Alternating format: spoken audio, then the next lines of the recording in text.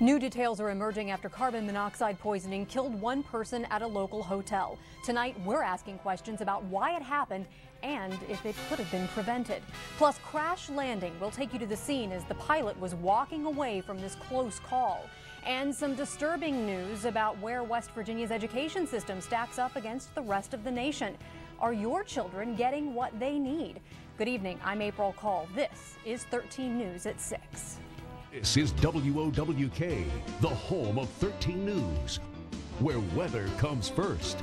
Here's your Storm Tracker 13 first forecast with Chief Meteorologist Spencer Adkins.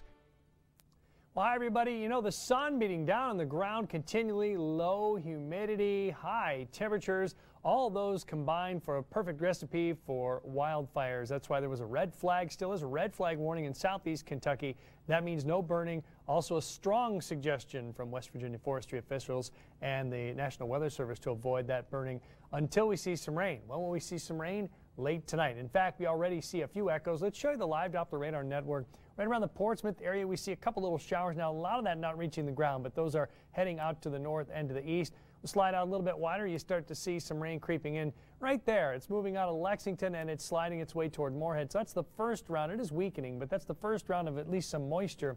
More on the way. We'll come back, and we'll check out the complete forecast in just a few minutes. Spencer, thank you very much. It's something that you never expect to hear. One man dead, others taken to area hospitals after carbon monoxide poisoning at the Holiday Inn Express in South Charleston. We've been following developments throughout the day since the story broke earlier. Reporter Gil McClanahan joins us live at St. Francis Hospital tonight with the very latest. Gil, how many people, including the man from Rhode Island who died, have been affected by all of this? Probably about 6, April.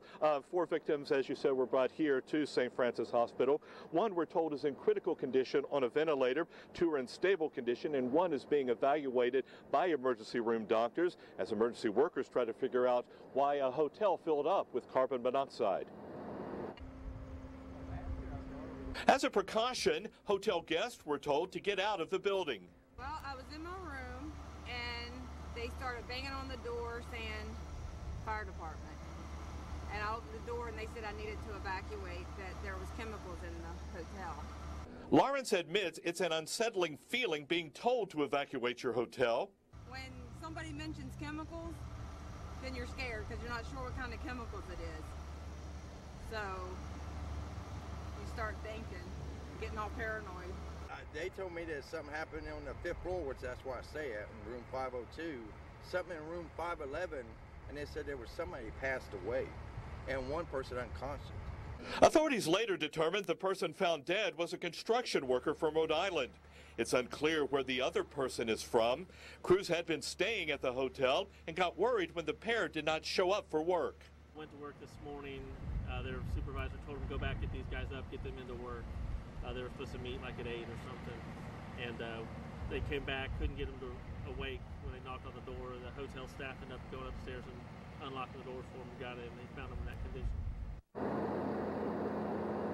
Now, emergency workers are still trying to pinpoint the source of that carbon monoxide, which of course can be difficult given the fact that carbon monoxide is an odorless gas. Now, authorities add the hotel did not have carbon monoxide detectors inside the building. Live here in Charleston, Gil McClanahan, 13 News. Gil, thank you very much. You bring up an interesting point that hotels and motels are not required to have those detectors. A carbon monoxide detector could have prevented that incident at the Holiday Inn. We did check with officials, and the owners are not required to have those detectors in the hotels or motels in our area. Authorities at the Kanawha Charleston Health Department, they were out at the scene. They were checking out the building. They were also looking for any violations. They told us that it could be a few days before the building's back open, but Dr. Raul Gupta, the director of the health department in Kanawha County, says these kinds of incidents are absolutely preventable. To me, these are all preventable deaths and preventable hospitalizations, and we shouldn't be losing these people to something as simply preventable as carbon monoxide. So absolutely, I think there's something that if it's as simple as putting a carbon monoxide alarm in to save a life, I think that's much more cost effective if nothing else. So I think that we should look at that. Every year, hundreds of people are accidentally killed in their own homes as a result of carbon monoxide poisoning. It can cause symptoms similar to the flu: headache, nausea, fatigue, dizziness, as well as irritability. Now to a breaking news update we've been following from Putnam County. A train hit a teenager late this afternoon. Chrissy Clutter joins us by phone from the scene of that accident with the very latest. Chrissy, we're showing people an image from the scene of this accident late today. What can you tell us about what happened here, and what do we know about the victim at this point? Well, April, police say sometime after school ended here at Hurricane High, 16-year-old Jacob Ball Jr.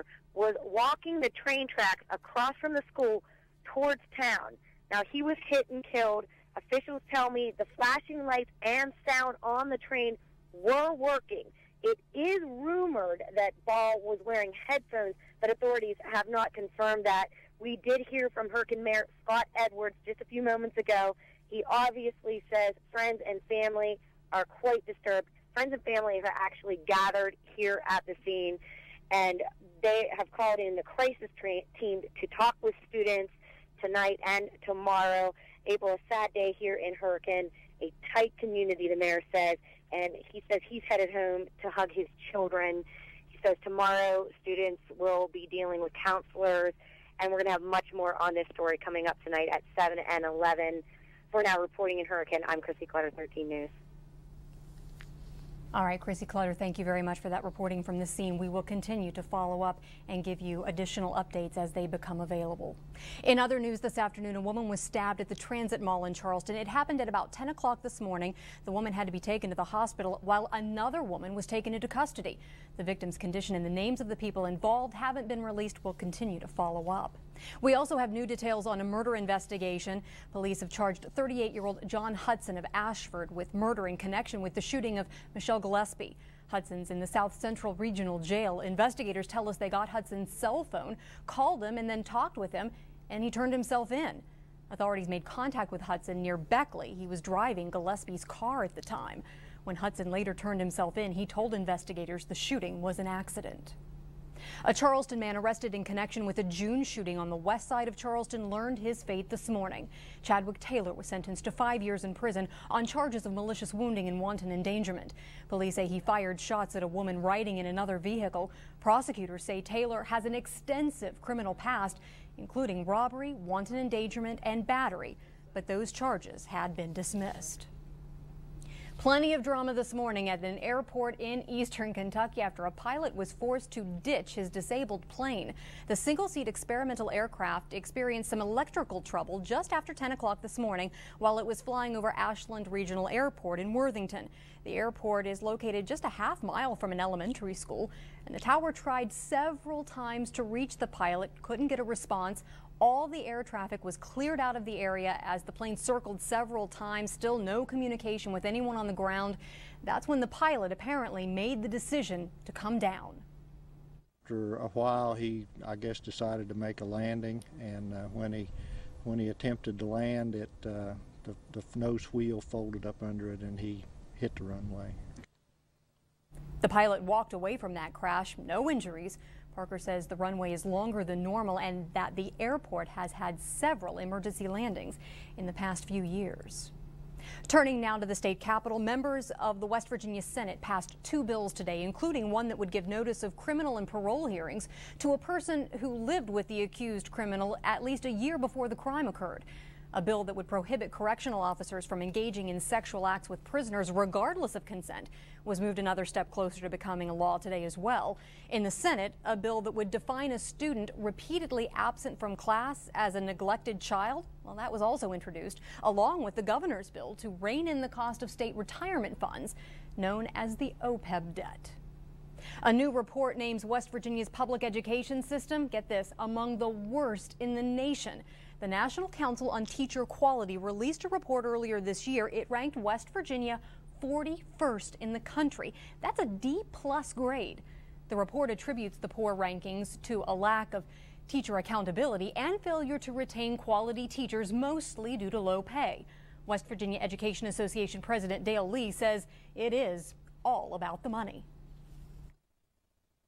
When our pay is 48th in the nation, you can't attract and retain the best and the brightest in the profession. And too many teachers are leaving. Lee says in 2008 and 2009 he had more than 2,000 classrooms that didn't have a certified teacher. Still ahead here on 13 News at 6, see who's thrown his name into the hat to be Huntington's next mayor. And it certainly has been mild today, but a couple of showers are forming up out here to the southwest. They're creeping up the Ohio River. The latest on the rain on the way on 13 News at 6. And now more local coverage from the 13 News Frontier Communication Studios. One county in our area is in the process of removing its sheriff from his position, but today that sheriff made some changes of his own. Kelly Brennan's been following the details from Mason County. She joins us live from the 13 newsroom with the latest. Kelly? Well, April, Sheriff David Anthony wasted no time when he returned to office. In fact, this week when he returned, he made a few changes of his own. And what he did first, he removed 3-year veteran Jeff Fields from the role of chief deputy. Fields had been acting sheriff while Anthony was away. Now Fields is a lieutenant. Anthony then named Rob Wilson as his chief deputy.